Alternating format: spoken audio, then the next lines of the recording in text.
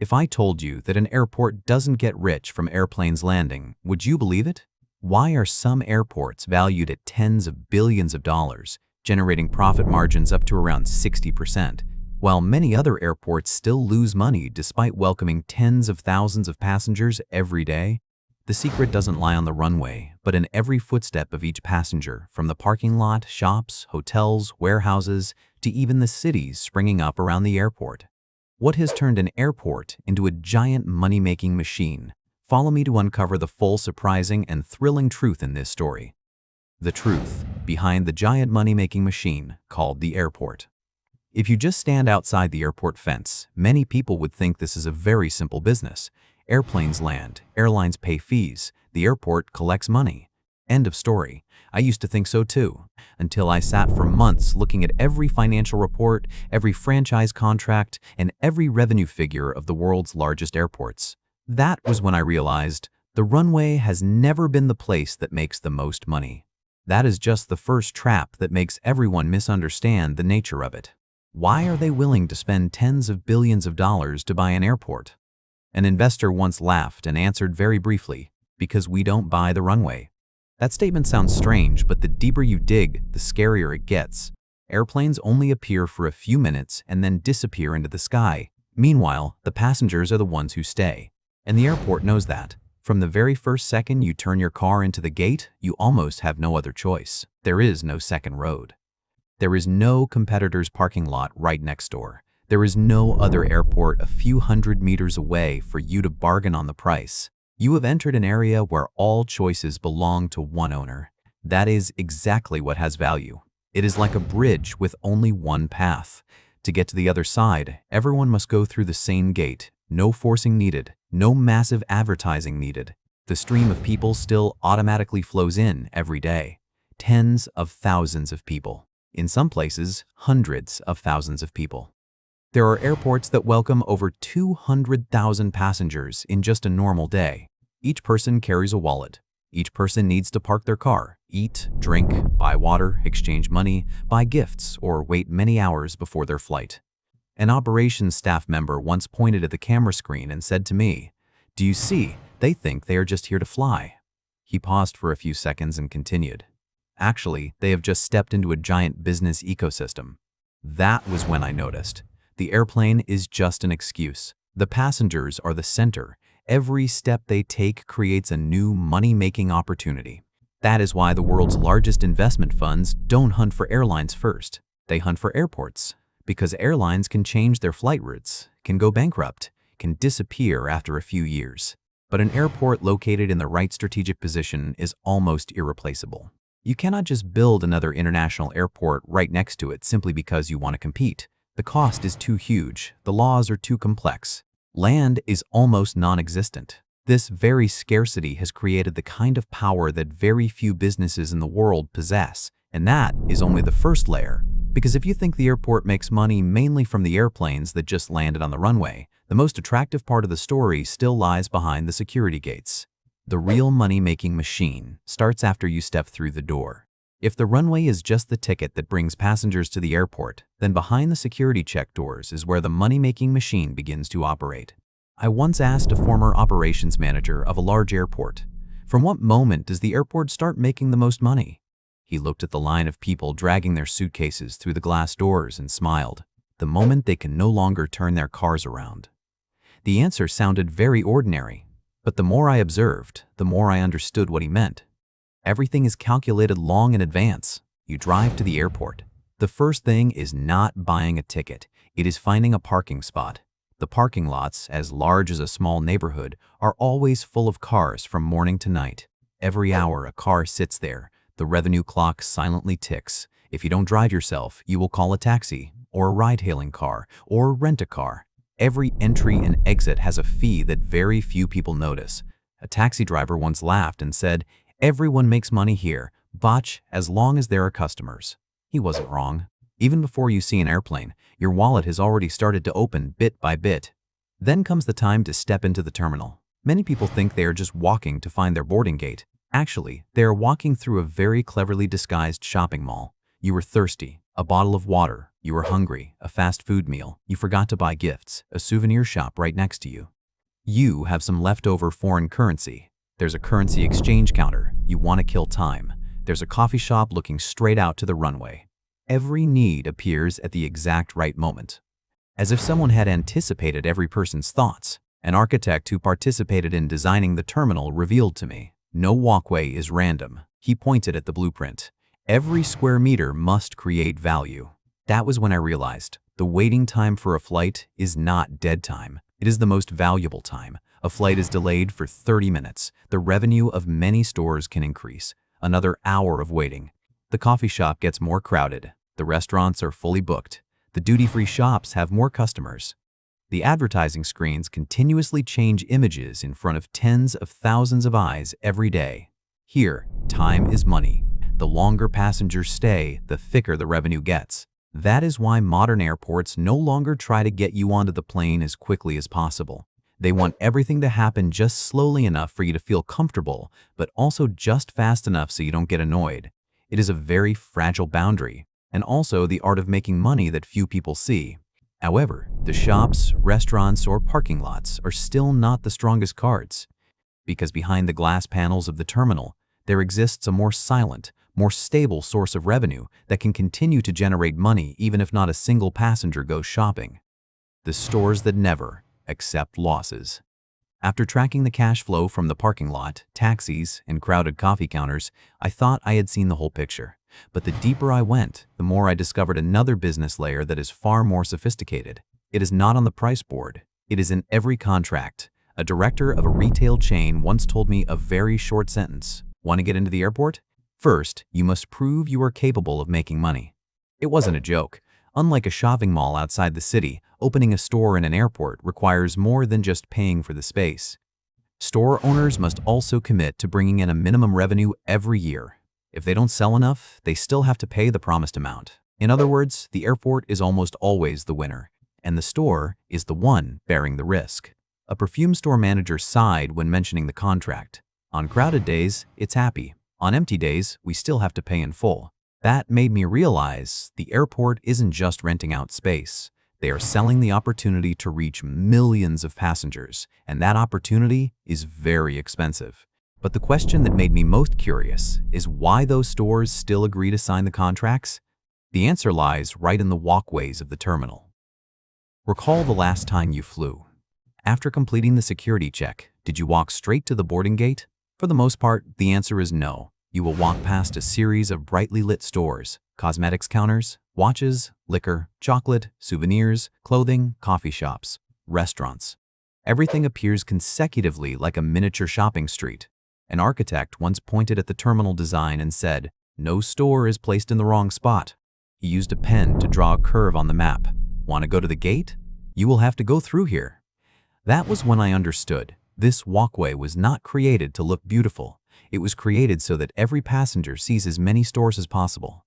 You might not buy anything at the first store, but by the 5th, 6th, or 10th store, the likelihood of you opening your wallet increases significantly. The longer the waiting time for the flight, the greater that opportunity. No one forces you. No one solicits you. Everything happens very naturally. It is that very naturalness that is remarkable. An operations staff member once whispered to me, "We don't sell products." He smiled. "We sell attention." And in a terminal where tens of thousands of people cannot leave until departure time, that attention is something more valuable than any billboard. That was also when I realized the airport no longer looks like a transit point. It has become a miniature town where every square meter must make money. But even that model is still not the largest profit tier. Because outside the terminal, there also exists a second city silently generating a massive cash flow for decades. The secret sits arising around. The airport is the real gold mine. By now, many people would think they have seen almost all the secrets of the airport. The money comes from parking lots, shops, restaurants, and leasing contracts that almost never let the airport owners suffer losses. But when looking at the zoning map of a few large airports around the world, I realized something even more surprising. The terminal is just the tip of the iceberg. An infrastructure development expert spread a map that covered the entire table. He pointed at the terminal area and said, "This is just the starting point." After that, his finger continued to move further away. A series of land plots appeared. Hotels, warehouses, offices, logistics centers, maintenance areas, industrial zones, even commercial areas as large as a town. He laughed. The big money lies here. That was when I understood why so many airports no longer consider themselves just a place to serve flights. They are building an entire city revolving around the runway. Let's think simply. A businessman just landed at midnight. He cannot drive 30 kilometers into the center just to sleep for a few hours. The hotel right next to the airport becomes the first choice. A company specializing in transporting electronic components thinks similarly. Every hour of delayed delivery equals money, so why not place the warehouse right next to the airport? An express delivery company, a pharmaceutical company, an e-commerce enterprise, all want to be as close to the runway as possible. Not for the beautiful scenery, but for time. A warehouse manager once told me, 1 hour saved every day multiplied by the whole year is a very large number. That is what many people on the outside do not see. Every piece of land around the airport is valuable because it helps goods and people move faster. That is exactly what makes the rent for offices, warehouses, and spaces around the airport increase steadily every year. Without needing another flight, the cash flow continues to pour in. Some airports even reserve hundreds of hectares of land to develop industrial parks and research centers.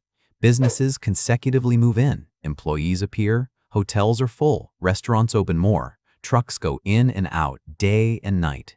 The entire area begins to operate on its own like an independent city. The interesting thing is that many people using those services have never stepped into the terminal. They come to work, to rent an office, to deliver and receive goods, to meet with partners, or simply to stay overnight before a business trip the next morning. An investment director once concluded with a sentence that I always remember. Airplanes only bring passengers once. He looked out the window where dozens of trucks were lining up to enter the logistics area. But the city around the airport will keep them staying and make money every day. That is why many large airports no longer just compete by the number of flights or passengers. They are competing by their ability to build a massive business ecosystem where every square meter of land must generate value. However, even that massive machine is still not the most stable source of revenue, because there is another cash flow silently running day and night, almost independent of whether the terminal is crowded or empty, and it is exactly what has helped many airports stand firm even when the sky becomes quiet. WHEHEH is silent. The money making machine still does not stop. After weeks of tracking every cash flow around the airport, I started to believe that I had pieced together the whole picture. The terminal, shops, hotels, offices, logistics centers, yaks all operate like gears in a giant machine.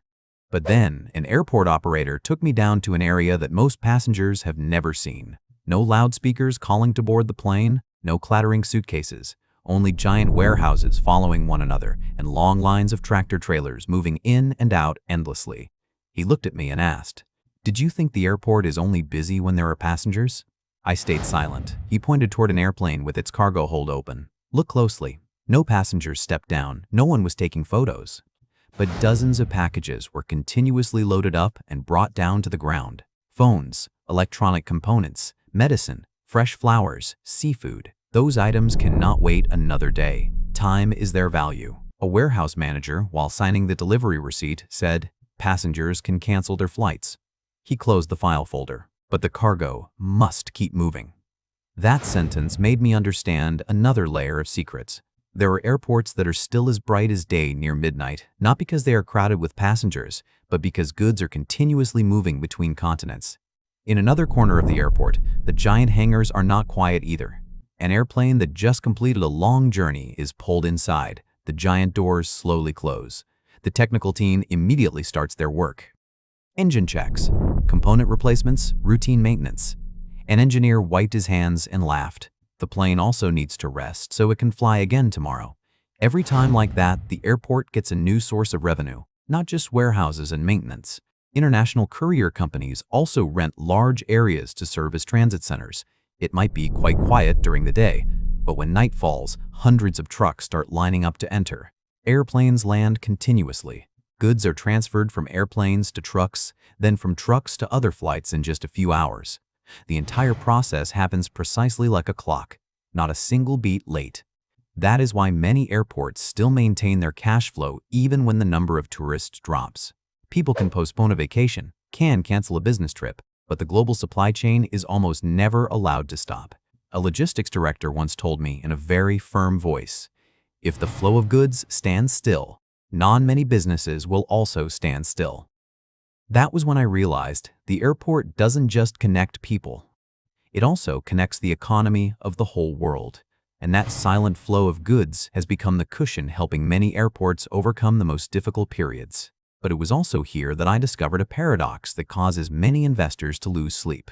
Revenue can come from everywhere.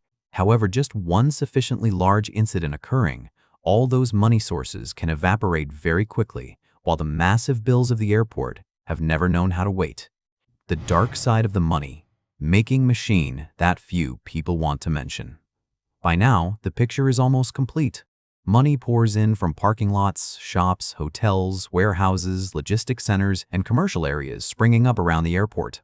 From the outside, it looks like a machine that can almost never stop generating profits. But the more I flipped through the pages of financial reports, the more I discovered a completely different truth. The cash flow coming in is huge. The cash flow going out is equally terrifying. A chief financial officer of an international airport placed 2 folders in front of me. He didn't open the revenue folder. He opened the expense folder. Want to understand the airport? Look at this book. The first page was the electricity bill. The numbers dragged on, filling the entire page. The terminal is never allowed to turn off its lights. The air conditioning system operates day and night. Security scanners, baggage carousels, runway signal lights, operations center, all must operate continuously. There is no pause button. An electrical engineer, while checking the control panel, said, "Just lose power for a few minutes. The whole line behind it will be as tangled as string." That is just the beginning. The runway is not a concrete block that can be built once and left there. Every day, hundreds of airplanes weighing tens to hundreds of tons continuously touch down. The surface must be checked. The guiding lights must operate accurately. The drainage system must always be clear. Any small damage must be handled immediately before it becomes a bigger problem. In another corner, the security team still works as usual, not because it is crowded today, but because it must be like that every day. A night shift worker smiled faintly. "Tonight, there are only a few flights." He looked at his watch. "But we still have to have enough staff." That is exactly what causes many airports a headache. Expenses do not decrease according to the number of passengers. Even if there are only a few flights a day, most of the system still has to operate almost at full capacity. Then there are the loans. To build a modern airport, people usually have to borrow huge amounts of money with a payback period lasting for decades. The interest still comes exactly on schedule. It doesn't care if the terminal is crowded or empty today. An investment expert once told me, "The bank doesn't ask how many passengers you have today." He tapped lightly on his computer. "They only ask if you have paid today." That very statement explains why some airports look bustling from the outside all the time, but the final profit is not as high as everyone thinks. The money earned must continuously compensate for a giant apparatus that has never been allowed to stop. Only airports large enough, with tens of millions of passengers every year, can divide those expenses evenly among enough people to create a real profit. That is also the fragile boundary between a money-printing machine and a machine that is just trying to survive. And exactly when I understood that, I realized why there are airports packed with people that still struggle year after year, while only a few create profits that make the entire investment world watch closely. The real money-making machine does not lie on the runway. After everything I had seen, from the contracts packed with numbers to the warehouses operating all night, I realized I was wrong from the very first question. I used to think airports made money thanks to airplanes. The truth is, airplanes only bring passengers. It is the passengers who bring the profits. An infrastructure investor once closed the financial report folder and told me, "Don't count the number of flights." He looked straight at me. "Count the amount of money each passenger leaves behind." That was the moment all the puzzle pieces of the story connected. The runway only brings people to the door. The parking lot keeps their cars. The terminal keeps their time. The stores keep their gazes. The restaurants keep them sitting longer. The hotels keep them overnight. The offices, warehouses, and logistics centers keep businesses staying for many years. That entire system only serves one goal: making every person who steps into the airport create more value before they leave. A commercial expert once said very bluntly, "If two airports both have 1 million passengers, the airport that makes each person spend more will win." That is a competition that very few passengers realize. No one builds more runways just to make more money. What they invest in is the experience. A more beautiful terminal, more comfortable seats, more stores, more dining options, less boring waiting time. It sounds like it is just to serve the passengers. But behind every change is a very clear calculation. If each person just spends a few more dollars, multiplied by tens of millions of passenger visits every year, the final number will reach hundreds of millions of dollars. A commercial manager of the airport once smiled when I asked what the most important thing is. He didn't mention airplanes, didn't mention airlines. He only said, "We don't sell flights." He looked at the stream of people dragging their suitcases by. "We create moments where people are willing to open their wallets." That is the exact difference between a normal airport and a world-leading airport. It is not more flights, but creating more value from the same amount of passengers. By the end of the investigation, I finally understood why large investment funds are willing to spend tens of billions of dollars to own an airport. What they buy is not concrete, terminals, or runways. They buy the ownership of an ecosystem where every person passing through leaves a piece of value. And that is also the answer to the opening question. The airport is not a place that makes money from landing airplanes. It is a business machine designed to create value from every minute the passengers are present, from every square meter of floor space, and from all activities happening inside and outside the airport fence. When looking at it that way, you will understand why the most successful airports in the world are not just the gateway of a country. They are giant businesses operated by the flow of people, the flow of goods and time, where profits do not start from the landing gear of an airplane, but start from the moment a passenger decides to step through the first gate.